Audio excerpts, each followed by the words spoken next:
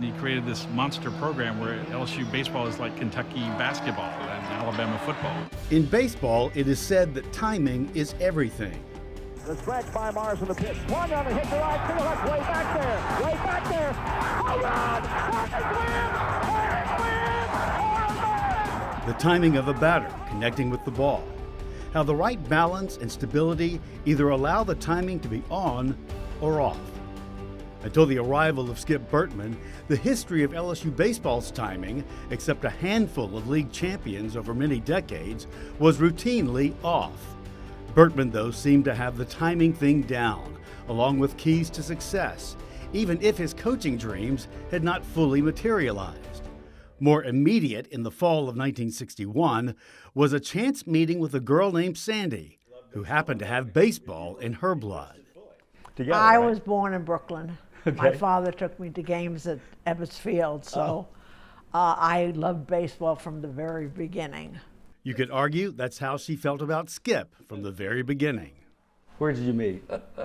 Give him the story. I saw Skip at lunch one day when it was a teacher work day, and he was at another school. And I saw him at lunch, and I said, that guy looks cute. I like him. And he showed up at my school that afternoon. Yeah, He was teaching in two schools, one in the morning and one in the afternoon. That was in August.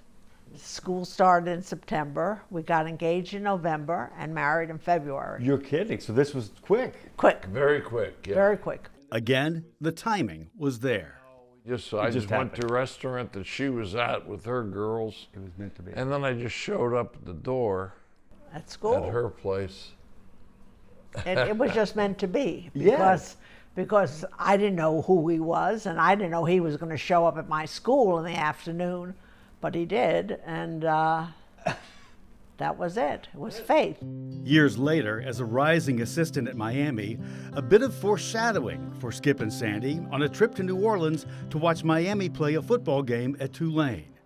Sandy practically found herself in what would eventually become her own backyard.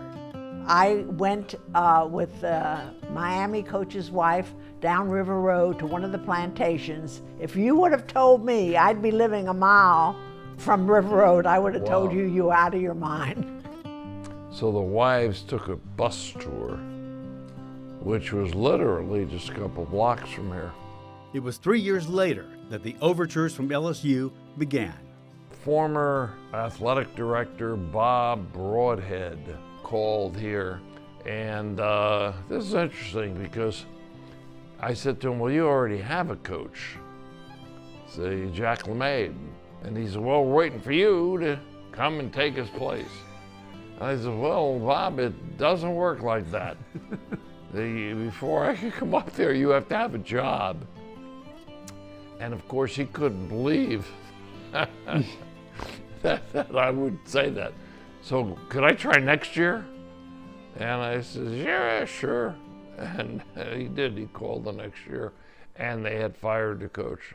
At first, though, they had to convince their children. We had four We had daughters. 4 daughters we had to uproot. I don't know, I think I was ready for a change. Miami wasn't the Miami that I grew up in anymore, and I was ready for a change. So it was good for me, very hard for the girls. But this very house, where they have lived since they first moved here in 1983, helped win them over. Yeah. My wife, excuse me, Go ahead. my wife was asked the second time to come up here. I wanted her to come, and I wanted her to see this house. And of course, the house has 2 stories, and it's a nice house.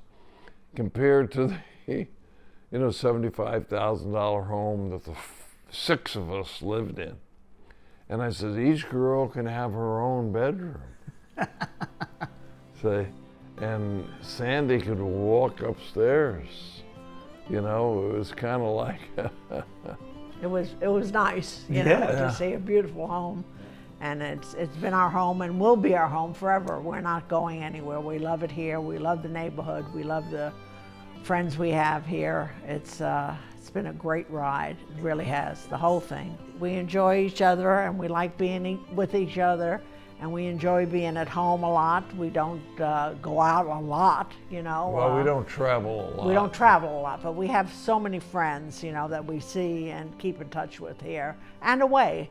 And I love all his old boys, you know, they all live in the neighborhood. Right. They're all accessible at any Yes. time I need them, you know, they're Right. great, you know. And they're always calling or coming over or taking them to lunch. And it's just a wonderful life, it really is.